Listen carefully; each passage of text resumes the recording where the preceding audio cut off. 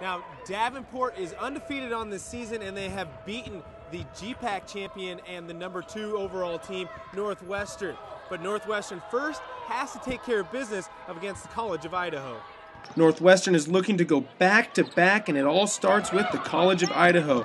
Kendra DeYoung pushes the tempo up here for the Red Raiders, finding Ali Dunkelberger for the layup. DeYoung goes back to work now, hitting the jumper off the inbound pass. Northwestern is starting to roll.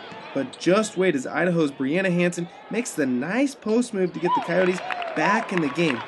And watch this as Nicole Gall steals the pass and leaps by the scorer's table, and then the layup is converted by Diana Traeger. But this one is going to go to the Red Raiders as they win this one with ease. Northwestern ended up winning that game 96-78, and they will be moving on. But another game that was a pretty good one itself was the first one of the day and a possible upset in the making.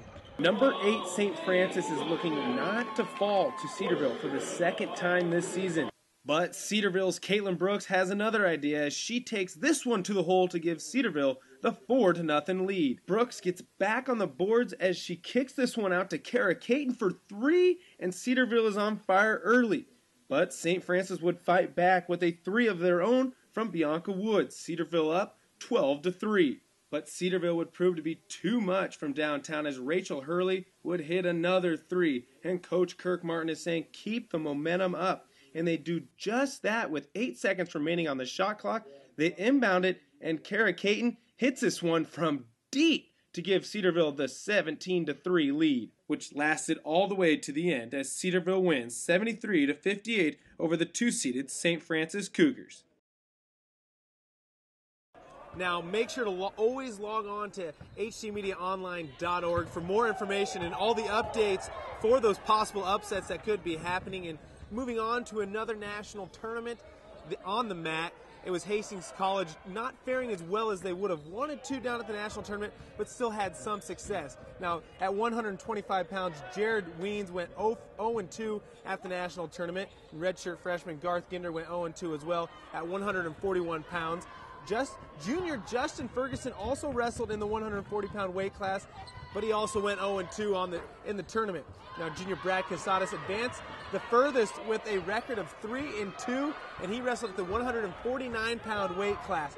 Taylor Boyce went 1-2 as a freshman in the 157-pound weight class, and the lone senior Jamie Rush went 2-2 as his last bout at the tournament at the 165-pound weight class. So congratulations for all those wrestlers who made it down to the national tournament, and best of luck next year. Well, that does it for Bronco Sports, but stay tuned to HC Media Online for all the updates from the national tournament. Well, Vinny, what's going on with campus exploration? Well, for most students, the HC campus becomes a familiar place. You know where your next class is and how you're going to get there. One student takes an interesting route to class, exploring corners most students never see. Early this week, HCTV 6 reporter Kurt Casper caught up with this student and has more on this exploration. Thanks, guys. I'm actually sitting here in the basement of the Student Union, a location that many students have never been to. But for Hastings College student Trevor Brass, it's just one of many locations that he constantly visits and takes pictures of. It's his urban exploration.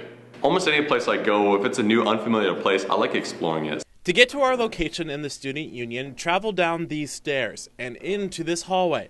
For Trevor, this basement is just the beginning. I like to look around, try the doors just like that, and see if there's anything to be found behind there. So whether it's a rooftop, attic, stairwell, all kinds of those off-limits places, I like going. And he has. His Facebook page is loaded with pictures of Hastings College, the parts not seen with the naked eye. The pictures show the infrastructure that make Hastings College operate. The photography often reveals beauty in very unexpected places. But there are risks. Brass has ran into security and janitors asking what he was doing. But to him, it's just part of who he is. My parents had to have a leash so I wouldn't run and get hit by cars when I was a kid. So Trevor and I set out from the basement to see what we could find at Hastings College. Our location, the Fuhr Hall Music Building. No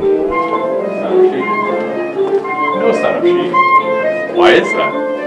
Well, come on. One of my more favorite places to go to. Lights on, new technology, old technology. And the smell of mold also came in here.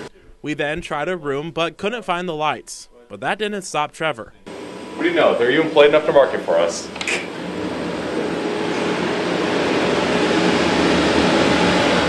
The boiler room, what keeps Hastings College heated. Now beyond the pipes, there were band uniforms, more pipes, and even another door. Just enough time to take a quick picture and we were on our way out. We're going to leave everything just as we found it. Lights on and off, doors closed. Take nothing but pictures, leave nothing but footprints, kill nothing but time.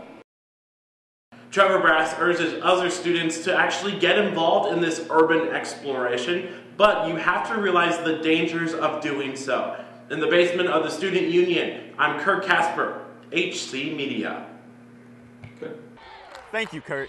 Please go and explore, but remember to show some courtesy for others' belongings.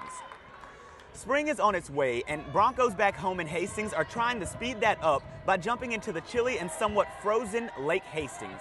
Reporter Danny McDonald has more on the Bronco Freeze. The Bronco Freeze has been a tradition for many years here at Hastings College. Last year, Lake Hastings was still frozen, so the event was moved to the YMCA for a safer environment. Veteran Bronco Freeze jumper Cami Koopman tells us why she is excited for the jump. I am jumping for SAA this weekend and kind of nervous because it's probably like freezing cold, but other than that, I'm excited. First-time jumper and member of Chi Omega Psi, Becca Cornell explains why she is anxious for this jump. Yeah, I'm super excited about the freeze. I've never jumped before, so it's going to be an interesting experience. A bunch of us girls are thinking about dressing up, not sure, so it'll be a surprise when the day comes for everybody that goes, so it should be fun. Both participants took a stab at guessing the temperature of the lake to win the grand prize. I would guess in the negatives, but I tried that last year and it didn't work, so I'm probably going to say maybe like 13 degrees maybe? I'm going to go with 17 degrees. Nice and warm. 17 degrees. With the weather looking more promising this year around the 50s, students can look forward to a cold jump to keep the swimming tradition alive. Danny McDonald, HC Media. Thanks, Danny. The Bronco Freeze is this Saturday at 2:30 p.m. and is followed by the YMCA pool party. Psi Chi is hosting its annual graduate school talk today in Science Center Room 213. Dr. Stephanie Furr and Dr. Mark Zajac will be leading the discussion and taking questions on their different experiences of grad school. You can hear about the process of getting into grad school, the pros and cons of taking a year off, finding the right school for you, and much more. If you have any questions, email Vanessa McKinney at themckinney@hastings.edu. Thank you for joining us for this special Sioux City edition of Bronco News Now. I'm Vinny Banda. And I'm Evan Weberg. Check us out at hcmediaonline.org and have a great day.